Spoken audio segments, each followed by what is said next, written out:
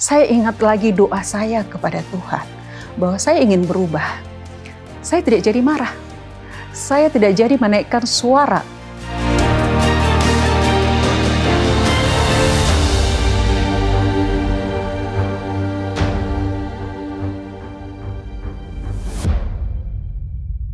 Shalom, perkenalkan saya adalah Risroni Sagala. Saya akan menceritakan bagaimana pertolongan Tuhan buat saya dalam kehidupan saya secara pribadi. Selain Alkitab, saya senang membaca buku-buku yang lain. Di antaranya ada 2 buku di mana buku itu sangat berpengaruh juga dalam kehidupan saya secara pribadi. Saya menyadari saya memerlukan pertolongan dari Tuhan dalam menjalani hidup rumah tangga dan mendidik anak, dan pertumbuhan rohani bagi diri saya secara pribadi. Suatu sore di mana 3 anak saya masih kecil pada saat itu, saya melihat-lihat ke lemari buku di rumah kami. Lalu saya melihat ada seri buku yang terdiri dari 6 buku. Saudara yang kekasih, pertolongan Tuhan sangat saya butuhkan untuk membimbing saya pada saat itu, dan sesuai dengan kebutuhan yang mendesak yang saya rasakan, maka saya pilih 2 buku. Yang pertama, Membina Keluarga Bahagia, dan yang kedua, Membina Anak yang Bertanggung Jawab. Saya merasakan tidak mudah menjalani peran saya sebagai istri dan juga sebagai ibu. Buku yang masih terbungkus di plastik, saya buka, mulai saya baca. Saya membacanya secara perlahan dan teliti. Saya belajar memahami makna dari setiap kata dan kalimat. Jadi, setiap kata, saya pahami maknanya. Saya coba mencari maknanya, dan setiap kalimat saya teliti dengan baik maknanya. Saya lingkari, saya garis bawahi, saya buat catatan di sampingnya, dan sambil saya doakan pelajaran yang sudah saya baca. Dari hari ke hari saya mendapatkan mutiara-mutiara yang berharga yang tidak dapat saya bandingkan nilainya dengan uang. Setiap hari apa yang saya baca, saya doakan agar menjadi kehidupan saya.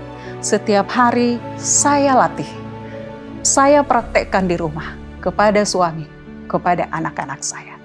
Saya memiliki 2 anak perempuan dan 1 anak laki-laki. Tentu bukan hanya saya, ibu, yang mengurus sendiri anak-anaknya tanpa bantuan ART ya. Pasti banyak ibu yang melakukan hal yang sama. Namun saya merasakan saya perlu pertolongan Tuhan. Saya memerlukan bimbingan darinya, di mana sebagai seorang ibu gampang terpancing emosi dalam mendidik dan membesarkan anak. Ketika misalnya 3 anak saya yang masih kecil dalam waktu bersamaan membutuhkan perhatian. 1 anak merengek, 1 anak lagi harus dibantu di toilet, 1 lagi minta digendong. Wah, itu bukan hal yang mudah, butuh kesabaran ekstra. Atau ketika saya memberikan arahan kepada anak saya tapi tidak dilakukan. Lalu saya ulangi lagi, tidak juga didengar. Suara mulai tinggi. Lalu anak balas lagi dengan suara tinggi. Hal-hal seperti ini tentu tidak menyenangkan. Oleh penyerahan yang sungguh-sungguh, mutiara-mutiara yang berharga yang ada dalam buku yang saya baca itu diungkapkan, dan saya menyadari bahwa yang pertama, ketika saya ingin anak saya berubah, ketika saya ingin respon anak saya berubah terhadap saya, maka harus saya lebih dahulu yang berubah. Saat saya terpancing untuk marah atau menaikkan suara saya ingat pelajaran yang sudah saya baca. Saya ingat lagi doa saya kepada Tuhan bahwa saya ingin berubah. Saya tidak jadi marah. Saya tidak jadi menaikkan suara.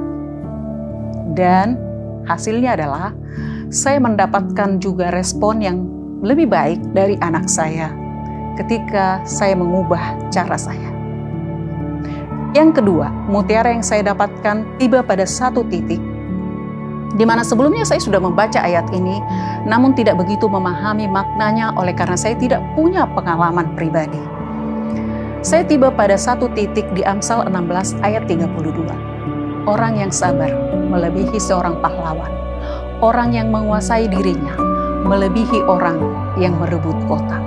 Wah, Luar biasa ya, mengendalikan, menguasai diri adalah tugas besar.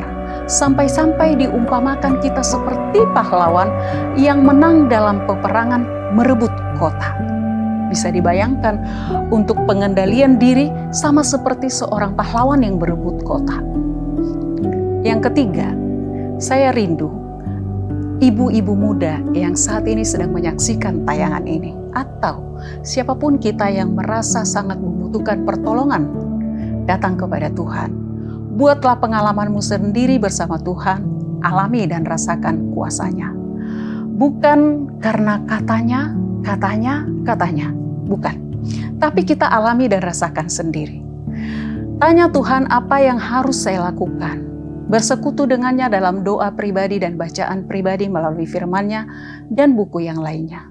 Saya senang dengan sebuah ungkapan mengatakan begini, baca buku itu tidak bisa digantikan dengan TikTok dan nonton film. Karena kerja otak katanya hanya bisa dilatih menjadi tajam kalau otak itu berdialog, yaitu dengan membaca buku. Jadi bagaimanapun kekuatan datang karena latihan. Semua orang yang menggunakan kesanggupan yang Allah telah berikan kepada siapa saja, kita akan menerima tambahan kesanggupan yang digunakan untuk pelayanannya. Untuk itu bergerak, majulah menjadi lebih baik dari waktu ke waktu. Saya senang tulisan seorang penulis dikatakan, saya harus bertumbuh dalam kasih karunia di rumah dan dimanapun saya berada untuk memberikan kekuatan moral terhadap semua tindakan saya. Di rumah saya harus menjaga kerohanian saya, tindakan saya, kata-kata saya. Saya harus memberikan waktu untuk budaya pribadi saya, untuk melatih dan mendidik diri dalam prinsip-prinsip yang benar. Artinya melatih diri. Saya harus menjadi contoh bagi yang lain.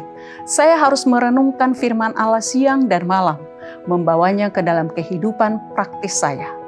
Pedang roh, yaitu firman Allah, adalah satu-satunya pedang yang bisa saya gunakan dengan aman. Firman Allah adalah satu-satunya, bukan salah satu, ya, yang menjadi pegangan kita. Untuk itu, mari kita bergerak dan maju, membuat diri kita lebih baik lagi dari waktu ke waktu, dengan penyerahan yang sungguh-sungguh kepada Tuhan.